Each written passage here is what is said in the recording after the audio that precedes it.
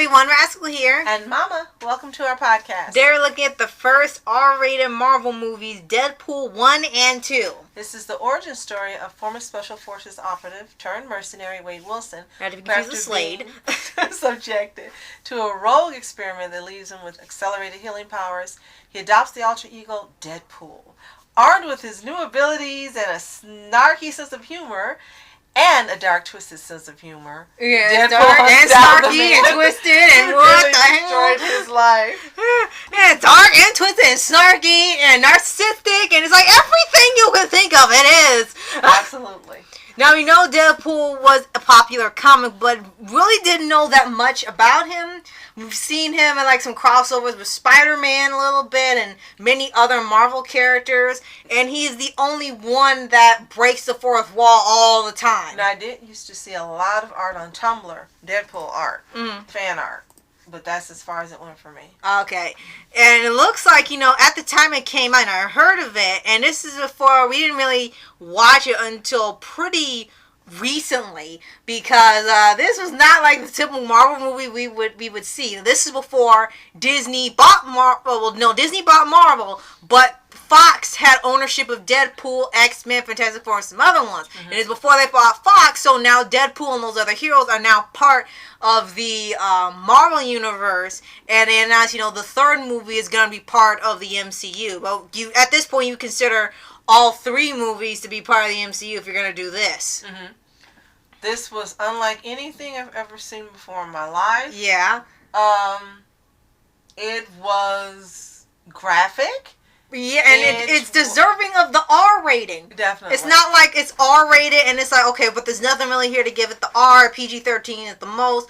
Well, no, it absolutely takes advantage of its R rating and it is proud of that rating. Yes, and as you said, it's well deserving of it. And after I got over the initial shock of seeing about the first 20 minutes, then I was able to watch the movie. The first movie we actually watched on TV. Yeah, and usually on TV some stuff is censored, like certain things that they can't show on TV. Well, it seemed like FX didn't want to do that, so they just showed everything that you would see on DVD. I can only imagine going to the theaters and seeing that on a giant screen and stuff. Like, yeah. But, getting past that, it's not just blood, violence, gore, sex stuff. It's not all throughout. They actually do stop at some point, and there is a story in there, and it's actually an interesting story. And they have a very great cast. But a lot of people that we're familiar with, I have to say, Ryan Reynolds was excellent in this role. Right, and he's finally gotten rid of the shame of Green Lantern. I didn't want to mention that. I wanted to get the cast this time. He really did such a great job, but now the Rascals mentioned it. Yes.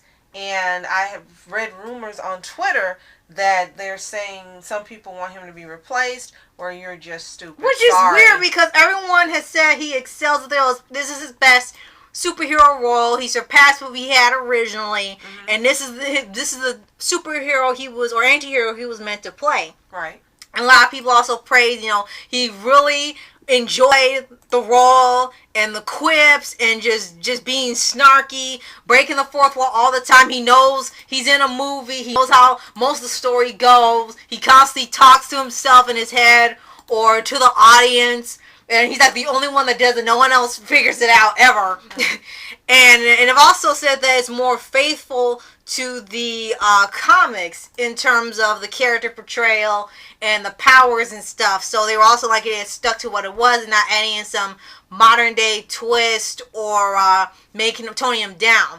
And they did try once to do Once Upon a Deadpool, which at the time now we have not seen yet, where they retold the sequel of the movie with what's his name? Fred Savage, and it would be like a Christmas thing where they made it PG-13 for kids, and people didn't really gravitate towards it because they said if it's not R-rated, then it's not Deadpool, and they take out all the fun and stuff. So it looks like for some people the fun is in the violence and stuff that's in there throughout it, and other times it's just like, well, it was funnier when they did more instead of watching everything they said. So let's hope that they'll just take the advice and leave Deadpool as it is when they get to the third movie for the MCU. Right. I want to talk about Ryan Reynolds a bit because we've seen him in quite a few romantic comedies and other comedies. We'd heard him in what was the name of the animated movie with the snails? Turbo. Yeah. So he's got a real good grip on having comedic talent. But this is the absolute best I've ever seen him. And yeah, if you just disregard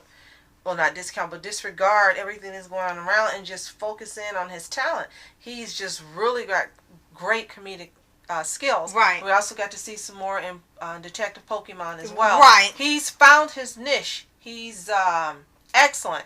And yeah, replacing him just would not make any sense. Exactly. This is your Deadpool. He should be Deadpool until the end of that particular segment of the franchise. Right. You should never have anyone else.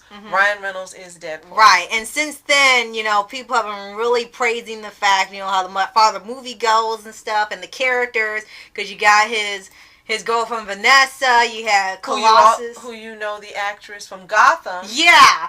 She played Dr. Lee. Right. And for a lot of people, they didn't even remember until it's like, someone actually had a video said, this is where you've seen her before. Because it's at one of those times, like, okay, you've seen her. And she's also doing some L'Oreal ads in women's magazines. Right. For the hair color. Right. And they don't tell you who she is. And they pretend she's someone else, but it's her as well. Right. And you have 2 other X-Men in here. I mean, they have X-Men, but they don't actually, play a role because he doesn't want to join the X-Men. He'd rather be doing what he's doing and looking for this guy and for revenge.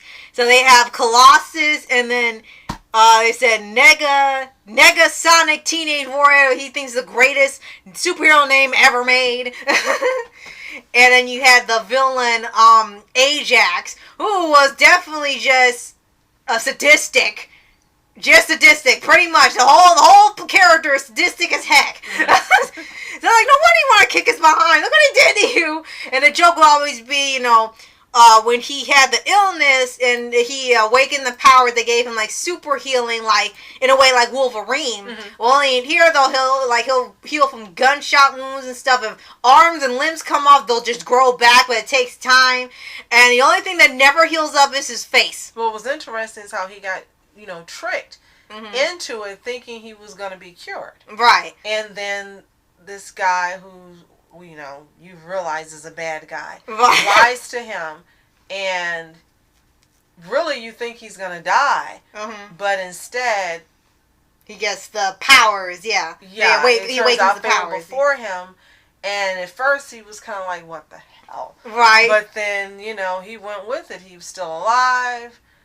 And he turned a negative into a positive, right? So to speak. And then in return, just shot a bunch of people. But in the defense, he only shoots bad guys. Yes. And for Colossus, and I'll just say Warrior because that's a long name. They kind of like, superheroes don't kill. I guess he said, well, I'm not a hero. And that was the whole conflict for them until they learn to finally work together. Then by the second movie, where they have Deadpool 2, they have a new villain or anti-hero in this place, I think. And it's really weird how they start out the movie because of what happens to a character in the beginning, and it's so jarring that even the opening credits, it was self-aware and on how jarring it was. And it was like, why'd you do that? What did you really just open the movie with this? They were the best characters in the whole movie. Good luck getting me back, you morons. Right. And the whole intro, I guess, was supposed to be parodying James Bond or something. There's Celine Dion song going in the background. Oh my god. And it was like, what the? It was like, what? And then you didn't know how to feel on it. It was just so jarring. You're like, okay. And people were just kind of pissed that they did that, but they do fix it by the end of the movie, and they had to confirm it. And this movie is almost like a live action gag anime. Yeah. Seriously, in the way that it's done. And they had some great, as we said, actors and actresses. T.J. Miller, what's her name? Jennifer. Now Jennifer Love Hewitt. No. No. The one that played the blind lady. No. Definitely not. What do you go on for? Raina Bachan, who's the one who plays his girlfriend. Right. Josh Brolin, who was what they thought was weird, playing Thanos but that and was Cable. Number 2. Right. Yeah. But Yeah, it was. Wait. It was Leslie Uggams. I'm sorry, right? It was Leslie Uggams, and she's an actress that our Nana knows. Right. And she was hilarious in her role. She was absolutely hilarious. Why? Because it was like, oh my gosh, now it's his roommate. So you moved on to two. I want to go back to one. The cliffhanger of one was very interesting. You really wanted him to have his happy ending in the end of this movie, but alas, it was meant to be something else. And now we can move on to two, where Josh Brolin appears as Cable. Right. And for here, I think they were avoiding the fact where, you know, in the second movie, the sequel's villain is more dangerous than last, which it was, but it wasn't in the dark, gritty thing like Age of Ultron did. Mm-hmm. And he even kind of jokes and said, okay, stop playing with me, Thanos. You're just the same guy. And they're like, are you sure that's going to be okay? It's like, yeah, just, you know the difference. You can clearly tell the difference between both characters and both roles, so it's not going to be a problem for people. And then you had some interesting other characters with abilities that turned up in this movie. They had really Terry Crews. It was like Bedlam. It was Shatterstar. And what was the girl who just had good luck no matter what happens? I guess like domino effect. Yes, nothing ever went bad for her no matter what happened. It always turned out with the best possible outcome. And he was like, are you kidding? He said, that's not a power. Whose power is luck? And the whole time he's saying this, going on this tangent, everything, she doesn't get a scratch on her. Everything just keeps going right. Everything narrowly avoids her. And it's just hilarious. Yes. And they had Fire, I think they call him Fire Fist, who was this kid. Mm-hmm. And Cable came from the future to kill him because in the future he became a villain and took out his family. And I guess he was traveling back so he would still have his family in the future, and you really didn't know, why or what he needed till later on, and then he became more of an anti-hero rather than antagonist, and it was a good foil for Deadpool because Cable was deathly serious and Deadpool was deathly goofy, and of course he still had Colossus and Warhead in here still. Yes, X-Men. Right. And then they also had Peter, who people loved. Like, he didn't have powers. Like, they were just hiring an X-Force. All these people showed up. They got some people, and they had Peter, who was really a regular guy. He had no powers whatsoever. He just thought it looked fun to join, and he saw the flyer, and Deadpool just immediately came and said, you're in. But he doesn't have powers. You're in. And the taxi driver, he had a Doppler. He was pissed off and like, you kept telling me I couldn't join. And he just loved Peter. It was hilarious. And then the X-Force went to hell because then they all got killed off in like 5 minutes of joining. But I liked one, but I have to say I like two better. Yeah. I like the storyline, the arc, as you said, the new cast of characters. I still didn't like he didn't get his happy ending with Vanessa. I think that was but then they had to clarify what happens at the end of the movie. They had Cable has this little time travel device. And they actually fixed it for him because they only had 2 more trips. And they fixed it and said, okay, you can do as many as you want now. He said, I'm going to go fix a few things. And the first thing he did was change the beginning of the movie to where she made it so the director had to confirm, okay, she still made it through the 3rd movie. Right. And I watched the movie and I saw that. But I didn't like how that had to happen for him to get his happy ending. Exactly, I agree. I would like to have been that way without him having to go back in time and fix everything. Right, exactly. I totally agree. A lot of people said the same thing, and they kept having to confirm and say, no, she's still around. Don't worry, she's still around, because people really did like her character. And, let's see, what else could we mention? Oh, I definitely gotta mention one thing. This is related to the movie, besides the fact, we're gonna get Deadpool 3. Please keep on Ryan Reynolds as Deadpool. And we have to watch Once Upon a Deadpool. Yeah, to see how they made it into a kid-friendly movie. And if it still holds up and it still is great, because I remember you telling me a lot of the criticisms that the movie received was that it wasn't going to be as good because it didn't have all the gore. Right, because apparently that's what made it great was the violence and all that. And the graphic, everything graphic. So we want to watch and see, is that really true? Right. I really hope it isn't. I really think it probably will work because I don't think they would have done it if it was going to fail. Right.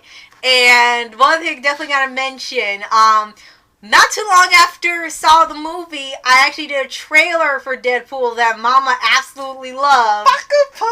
Yes, with Bakugo from My Hero Academia as Deadpool, which I It's never my thought it favorite would trailer do. she's ever made. I love it, love it, love it. I can watch it over and over and over. Call me crazy. Right, and I will tell you, I'm very surprised how much people love this casting. I think this has been one of the most popular castings next to Lotor as Loki and Marco as Spider-Man. Because I've even seen people say, like, if there are any doubts any of you have about Bakugo being Deadpool, there isn't anymore. Right. It's perfect. It's absolute perfection and brilliance. And thank you for the gift you've given us on YouTube. Yes. So, if you have seen Deadpool, please let us know what you think of it in the comments. We know you've seen Deadpool. Yeah, pretty much at this point. In the comments below. At this point, yeah. So, thank you so much for watching. I'm Ask Entertainment. And I'm Mom Entertainment. Have a fantastic day. Peace. And reporters sitting flashing lights, trying to walk around, man. Who the hell are you? What you wanna do? Well, man, it's on you. Man, it's on you. Hit her in my dreams. She was my queen. A castle in the mountaintops, rivers and streams. Plucking sunlight from the sky in my pocket. Give it to you later on in the form of a locket.